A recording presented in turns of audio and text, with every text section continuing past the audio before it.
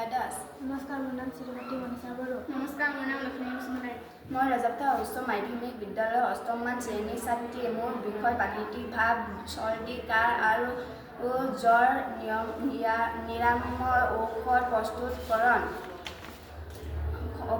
উপাদানসমূহ: তুলসী, আদা, মৌ, জালুক, এচামুচ তুলসীৰ ৰস, এচামুচ আদাৰ ৰস, এচামুচ মৌ ৰস, 2টা জালুক গুৰি। এই ঔষধ দিনত 2বাৰকৈ খালে চৰ্দি, জ্বৰ আৰু কাহ ভাল হয়। নমস্কাৰ।